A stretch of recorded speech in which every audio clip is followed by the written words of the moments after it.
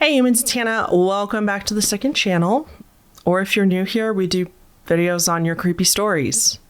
I don't know. Directions for how to send in your scary story are always in the description down below if you have a scary story that you would like to submit. Remember the story, I love paranormal stories. Please give me all the paranormal stories. However, it doesn't have to be paranormal. It can be a near-death experience. It could be just something that really scary happened to you in real life. It doesn't have that many rules. It can be funny. It can be sad. It could be serious. Pretty much the only rule is that it has to have a dark element. All right, without further ado, we're going to get right into it. So here's story number 1 for today. This one has a little audio clip attached. And this one starts, "Hi, Hannah, it's Cadence." Cadence is how you pronounce it. Thank you very much. I probably would have said Candace, even though there's no N between the A and the D, but I appreciate that. So Cadence. "Here's a scary story I have that freaked me out for years before I finally figured out the cause behind it, which makes it a lighthearted story looking back on it." Ooh, I love these. I love explanation stories. For some context, I was going camping in the summer of 2020 with my dad and my friend who I'll call P. I've always felt a bit weird every time I've went camping there, but I've never experienced anything that convinced me without a doubt that it's haunted. It's a super fun state park in upstate New York with a beautiful lake and some lovely views. We've been camping there since I was little. While getting set up, gathering some firewood and setting up the tents, my friend and dad started joking about skinwalkers. I was very superstitious at the time, so hearing them say the word out loud freaked me the F out. I told them to stop, and they kept doing it, almost as if they were testing fates. Yeah, I don't think I would say that too much out in the middle of nowhere either, just in case, even though I'm really not that superstitious, and I'm so sorry. I know some people get mad at me for saying that word, but it's not a slur. It's not a bad word to say. Some people are just super paranoid, and nothing's gonna happen from me saying it on the other side of the world from where you are. It's giving, when people say I don't claim any negative energy from this video, when people say that on TikTok, I don't personally get it. So, okay. When it came time later in the night, we were getting ready for bed. My friend P had already fallen asleep. I was in the tent with my dad, texting some online friends on my phone when I heard something that sent chills down my spine. It sounded like a monkey in upstate New York. No, that cannot be. It made this weird warbling, whooping noise. I kept listening, and it was a sound that I had never heard before. I asked my dad if he knew what that was, and he said no. I recorded a video of it and sent it to the online group chat I was chatting with. Bad idea. One of my online friends said, "That's a skinwalker." And with my heightened anxiety, I brought up how my friend and dad were talking about them earlier. Maybe them talking about it manifested a skinwalker outside of our tent. I was so scared. Honestly, camping already makes me nervous. You're pretty much at nature's mercy, and this just made it so much worse. I'm 99% sure I had a panic attack that night. I also texted my mom, who stayed home, asking her what this could be. She said maybe it was a fox or a raccoon, but I just couldn't see it. I've never heard a fox or a raccoon sound like that ever. I spent the rest of the night on edge and eventually got to sleep. In the morning, we talked about what had happened, and I asked my friend P if he had heard anything. Nope, he was dead asleep. My dad is a huge Bigfoot believer, and he said he thought it was totally Bigfoot. I forgot to mention that during that panic attack, I thought I would get cursed if I kept the video on my phone, if it really was a skinwalker. So I deleted the video and removed it from my recently deleted. I got rid of it completely. Eventually, I moved on with my life, not having any idea what it could be. Fast forward to December 2023, I was reminiscing on the event and was annoyed that I had deleted the video. I was wondering if there was any way I could possibly get it back. I tried scrolling back in all the group chats that I talked to at the time, couldn't find anything, and the drama from 2020 was too much. I decided I'd be better off not even checking the group chats to begin with. I had a crazy idea that I thought just might work. What if I scrolled back to the date I went camping in me and my mom's chats? I sent her the video, maybe I can re-download it. Thankfully, that worked. I was able to download the video, and with my older, more skeptical mind, I decided to take another look at it. I figured it was a long shot, but I uploaded the video to YouTube as well as an animal/plant identification app, iNaturalist. You know this? What the frick was that? What do you know? I got a match. A fellow amateur scientist ID'd the noise as a barred owl. I live out in the suburbs, so we don't see too many wild animals that often. I've never even heard what they sound like until iNaturalist ID'd it. Funnily enough, barred owls have been thought to be the cause of cryptid sightings before. Sure, as the Flatwoods Monster and Mothman. I definitely believe they were both owls, and it makes a lot of sense. It's kind of crazy how a regular old owl could be so creepy when you don't know what it is. Its call truly is a weird thing to hear. I've attached the video that I recorded on that fateful day, as well as posting it on my YouTube channel, Fluffoti. I think that's how you say your YouTube channel. If you end up reading this, thank you so much. I appreciate it so much, and I absolutely love your content and your cute rats.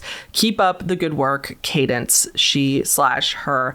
Thank you, Cadence. I love this story because it does remind you that like the woods are a very scary place, but not usually because of paranormal stuff, usually because of all the animals in the woods. And this reminded me of a story from my parents when they were on their honeymoon. So they were literally 22 and 24. They were super hippies and they were poor as hell. And so they went on a camping trip for their honeymoon. That's what they did for their honeymoon, is they took a tent and they went out and slept on the floor of the woods. It was either this trip, it was some camping trip that they were on before I was born, and they almost left because they were so terrified when all of a sudden it was, I believe it was two raccoons, or it was some type of two animals outside of their tent that had gotten in a fight. They thought they were going to die. Like, it was so terrifying, the sounds that these two animals were making as they were fighting each other. They were probably fighting for territory or something like that, or fighting over food. And I just remember my parents, they seriously almost packed up their stuff. They were so scared, but I think they were too scared to leave the tent. So I'll text my mom and I'll have her clarify if that was the details of the story. I'll add a correction if I was wrong, but it was something along those lines. And I just think that's so interesting that like a lot of people might have heard that and might have been like, oh my gosh, it was something paranormal, it was Bigfoot or blah, blah, blah, blah. A lot of the time that happens as well with cougars. As a lot of you guys know, cougars can scream and it can sound like a woman screaming. And a lot of the times people will think that a woman is distressed and in trouble when it's literally a mountain lion. And I just wonder how many of these stories can be attributed to stuff like that. So yeah, thank you, Cadence. Thank you so much for the story. And let's start story number 2. Hi, Hannah. April here from the United Kingdom. Does that mean I should speak in a British accent since I can't even speak in my normal accent? Maybe I shouldn't, but April here from the United Kingdom. Should I talk like that for this entire story? I won't. Don't worry. I'm a big fan of the channel and wanted to share the night my neighbor visited me after he died. The way April from the United Kingdom spells neighbor, O-U-R at the end too, and I'm obsessed with that. I'm sure you spell favorite the same way. Growing up, I had the same next door neighbor, a deaf elderly man called David. He was very kind to me and my brother. He would give us chocolate for Christmas and our birthdays, and he would give us our balls back whenever we would kick them over his fence. I know his own son died when he accidentally hung himself from a rope that was hanging in a tree, and I think he just liked having kids about. David died at the age of 96 in his sleep. Now, for a bit of context, our house and his are connected, and we have a hole that connects our houses in the attic. This is in case of a fire. We can go to our neighbors in case of emergency. Oh, that's kind of smart. Anyway, after he passed, strange things started happening in the house, and it all started when our attic door was found open one day. I came home from school and our attic door was wide open. This door needs to be pushed open from the outside with a pull. I can't open it on its own, and no one left it open. I was the last out of the house and the first back. After that, I would hear coughing around the house when no one else was in. I also felt uneasy, like I was being watched, especially when I was in the office, which is the room directly under our attic. Stuff would get moved around the house, and we joked that it was a ghost, fueled by the fact that my brother made a creepy as hell Ouija board for a horror film that he was making. Like, it was red and black, covered in pentagrams and lamb skulls.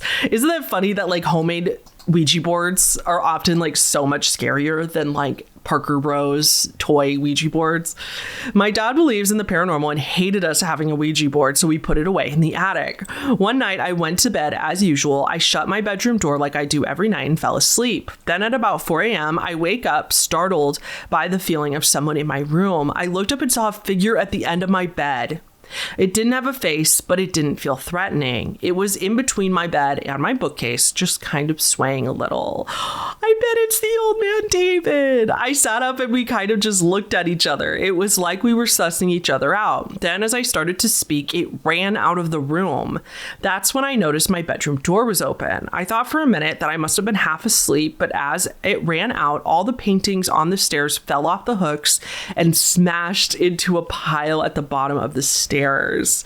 Oh, I just got goosebumps. This woke everyone up in the house, and as my brother and parents ran out and all the lights turned on, I knew that what I saw was real. Thanks, Hannah. Keep up the amazing work on your channel. All the best, April. That's crazy. Do you think David didn't know that he died and so he was still like hanging out in your house and was looking for help or something? That's so crazy. I'm glad he didn't seem to want to hurt you or scare you or anything. To me, that sounds, again, assuming ghosts are real, like that just sounds like somebody who didn't really know that they had transitioned and wasn't really sure what to do and needed some help or some coaxing or something. That's terrifying though. Him running out of the room and the stuff on the walls falling down gave me actual goosebumps. Oh, okay. Story 3. Hi, I have to admit, I never usually contact YouTubers to submit video ideas or stories or anything like that, but when I saw that you're planning on doing a series about this kind of thing, I really wanted to share my story as I rarely get the opportunity to share this story. This story is a spooky but also wholesome story about my little brother. I want to preface this by explaining a bit more about my little brother. He's got Down syndrome and he was born with a hole in his heart, so he was a bit of a sickly child, but he always fought everything that came at him. So we used to joke a lot that he had a guardian angel. He couldn't speak until he was around 5 or 6 years old and was fed by a tube. During the day, we communicated with him using Makaton, which is essentially an easier version of sign language for children. I think I did that with the kids at daycare. I'm assuming that's like the all done and please and the really easy sign language that you teach toddlers so they can communicate a little bit with you. At night, we used a baby monitor, and he had buttons that he could press to communicate through the monitor. They were very simple, things like want mommy, help, or want a hug, etc. That is so wholesome. Aww. One evening, I was in the living room with my mom, and we heard the baby monitor saying, want mummy, help, want mummy. But my mom couldn't see on the baby monitor screen what the problem was, so she went to my little brother's bedroom. She then came back into the living room a bit frantically and asked me to go with her. The buttons were still playing, but my little brother was fast asleep. His feeding tube had wrapped around his neck and could have been dangerous, even life-threatening, if we hadn't been made aware of it. It may just be a super weird coincidence, but I still believe my little brother has a guardian angel because of that night. I hope that I get the opportunity to feature in your video so others can hear this story too. I don't mind if you provide my name. Thank you. And that was from Rosie. Oh my gosh. Rosie, I love your name. Rosie is such a cute name. And I don't mean that in a condescending kind of way. Rosie is such a cute name. I love the name Rosie. That's adorable. I love that for your brother. I don't know one way or the other, but that does seem like maybe he was half asleep.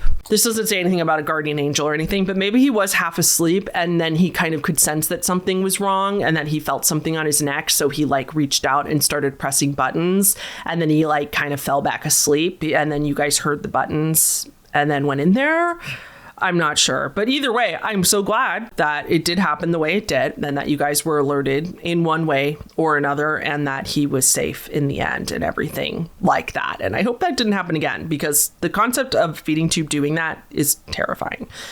Okay. Story 4 for today starts, Heyo, I was watching your last scary story submission video, and when you started talking about your fear of dolls as a kid, I knew I had to contribute. When I was a kid, I had a pretty big American Girl doll collection. My mom was pretty obsessed with the collector's aspect of that particular brand, so the collection was really just an outlet for her particular American doll mania.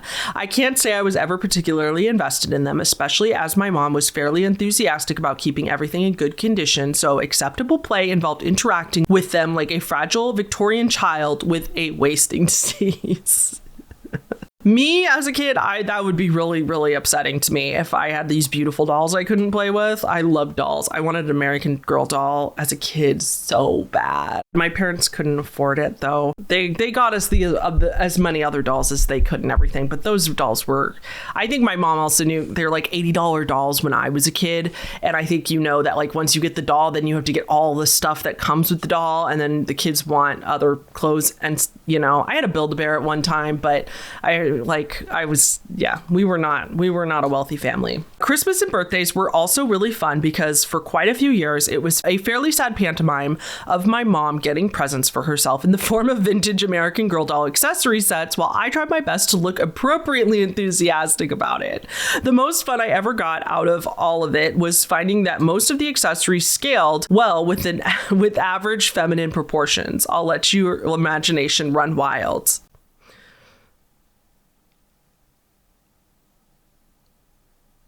Oh, feline. Oh my God. The most fun I ever got out of this was finding out that most of the accessories scaled well with the average feline proportions. I'll let your imagination run wild. I was so confused for a second. I got you. Okay. Anyway, it was so out of control that a full third of my room was dedicated to American Girl dolls at one point. That kind of sucks since you weren't even that interested in them. When I was around 5 or 6, I left for the evening with my parents for something or other, and my little infant brother was left with a babysitter for the night. When we got back, it was fairly late. So the first thing I did when I got back to my room was change into pajamas. My dresser was in the corner of my room, more or less by itself, away from the bed or door or any other landmarks. This is relevant because when I happened to glance over to the section of my room filled with doll paraphernalia, my blood turned to ice. Every single one of the 5 to 6 dolls was posed in the position they were left in, but every single one of their heads was turned, in some cases all the way around to look backwards like some sort of demented owl, to look at the exact place where I was standing in front of my dresser to change. Thanks for the nightmares, Anonymous. I can't describe how terrified I was. I ran screaming and crying from the room, half dressed, and when my parents came to investigate, all their heads were still turned to look towards the dresser where I had been standing. Okay, at least they didn't move back while you were gone so that your parents had to gaslight you. Nobody ever really had an explanation. The babysitter was asked and denied involvement, which I believe because in order to stage something like that, you would have to have an unparalleled level of intuition to know where I would be standing when I saw the dolls and how to position the heads accordingly. If it was just a prank, it would make more sense to have them look at the door or the bed or something. That is true. This wasn't the end of it either. It took me months to be able to be in my room by myself. It wasn't just the dolls. They were eventually removed in the face of my continuing hysteria, but even after they were gone, something about that room felt incredibly wrong and extremely hostile to me. I was also regularly much colder than the rest of the house, which was dismissed as old house problems. I slept on the living room couch for months because my parents could not make me sleep in my own bed. And when I was eventually forced to, I would regularly have extremely disturbing and graphic dreams that were pretty far beyond what a child should be able to imagine without context, and only when I slept in that room. Okay, that's the other great point, is that it's are the dolls haunted and they did that themselves, or is there something else in your room that did that to the dolls to mess with you deliberately? And one day, it left as abruptly as it had arrived. I was in my room long past the point where my parents had started forcing me to inhabit it. I would usually cling to my stuffed animals, play some music on a cassette tape, and try not to cry the entire time I was in my room as a way to cope with the nasty presence. I was never able to adapt to it when it was around. And as I was sitting there surrounded by the malevolence, as was routine at that point, it tangibly evaporated away like nothing, like fog after a sunrise. The crazy thing to me is that there was very clearly defined and noticeable times marking the thing's arrival and departure. My parents could never really explain what happened with the dolls, but they attributed the large part of that entire experience to a vague childhood phobia. It was true that I had a decent amount of odd and irrational phobias as a kid, including printers. The printer really unsettled me, but in hindsight, those old dot matrix things sound unholy. But the shit with the dolls absolutely hit differently, and there's no doubt in my mind that some nasty entity had invited itself into my bedroom for those terror-filled months. That's all I got as far as that goes. Let me know if you ever feel like covering any UFO/cryptid type content, because I had an interesting experience in young adulthood that I have never been able to explain. Please have at it. Yes, please send me a UFO. I haven't had enough like UFO stories in my inbox. So yes, please send me UFO stories. Cryptids are always interesting stories too. As far as your story goes, I'm just going to say, I'm not saying anything about your parents. I'm sure they were lovely parents. Parenting has changed a lot over the last few decades. I'm just saying that now that we know what we know, if these were my kids, when I have kids, if they came up to me and told me something like that and were genuinely terrified of their room, I would like to think, don't have kids, to be fair, but I would like to think that I would believe them and do everything that I could to help them. Even if your child is just suffering from a delusion or a hallucination, or the doll thing wasn't real, it was a prank, the babysitter did it, you know, like, let's just say all that's true. It doesn't change the fact that your child is terrified, right? Like, it doesn't matter what really happened. If it's ghosts, if it's not ghosts, if there's explanations, if it's all in their head, what have you, they're terrified regardless. So I do like to think that if it were me, I would either hire or at least research some ceremonies or rituals that I could do to help my child feel safer in the room. So like I would offer to the child, like, can we sage your room together? Let's put salt by your closet and by your door so that while you're in the room, nobody can get in. Or like, can we, you know, put some flour down or something to like see if, because that can just be vacuumed up, to see if like there's footsteps through it. Even if you think it's silly, like that at least helps the child cope with it, because A, they're being believed and validated, which is helpful in itself. But B, if there's nothing that happens to the flower, maybe the child will be more reassured that there's nothing there. You don't have to say like, yes, demons are real. And like a lot of people would think that that would make it worse. Like that would make the child think that, oh, well, now my fear's validated, ghosts must be real. You could reiterate to said child, like, ghosts are most likely not real, like all that, but if it would make you feel better, we can do this, this, or this, you know what I mean? Maybe, again, I'm not a parent, so maybe I'm very, very wrong in that regard, and maybe that would make it a lot worse, but at least that's kind of what I feel like I would do, is just be like, oh my God, okay, well, what can we do to make you feel safer in your room? Not just like, you can't sleep on the couch anymore, go to your room. I am strongly of the belief that the vast majority of parents that truly, truly love their children and everything, which again is the vast majority of them, are doing the best they can, no matter what. Like, I just want to be clear. I'm not saying anything particular about your parents. I'm just saying, like, now knowing what we know, maybe moving forward, we can treat kids a different way when they are coming to us genuinely scared because they think they saw a ghost, you know? All right, so thank you so much for your story. I'm going to move on to story number 5, which is our last story for today. This one starts, hello, Hannah. I'm a big fan of your content, and with your new series about reading scary stories, I thought I'd share one of my own. I would like to stay anonymous. The house I'm staying in is not particularly old, but there have been some odd things that have happened in the rooms upstairs that I can't really explain. The first notable instance I had experienced was in the computer room. I was up late chatting with a long-distance friend, and the house was particularly quiet. There was a lull in the conversation, and I had remember hearing someone walk up behind me. I didn't initially think anything of it, as the people I live with often walk in and wait until I notice them or tap on the back of my chair if I'm on a call with someone. So I tell my friend to hang on and turned around in my chair, expecting to see someone at the door. However, nobody was there. I could feel a strange sensation, something I can't explain too well, but it was like the feeling of someone standing very close by, like breathing down my neck. I didn't say anything for a few minutes, but I heard the distinct sound of a shoe scuffing against the floor as if someone was turning around, followed by the thud of a couple footsteps heading back towards the door. I immediately hung up on my friend, which I apologized heavily for later, and left the room in a panic. That is so scary. I would too.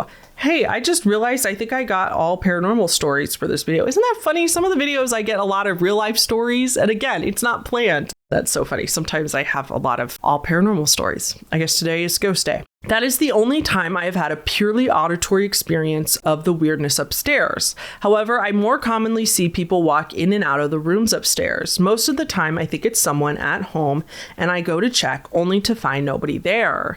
In particular, because my stepfather is chronically ill, there is almost always an instant of a shadow person walking into his room when his illness has been particularly rough. A few times, I've seen someone standing by his bed looking down at him while he sleeps and disappearing when I do a double take to check on him myself. It feels like someone or something is checking on him or the people upstairs. I don't feel that they are there to scare anybody, but it always freaks me out when it happens. I don't know if it's a haunting, as the activity always kicks up when my stepdad is particularly having a bad time with his symptoms and rarely any other time. It's just very unsettling and is something I have had a hard time explaining away. Thank you so much for your time if you do read this.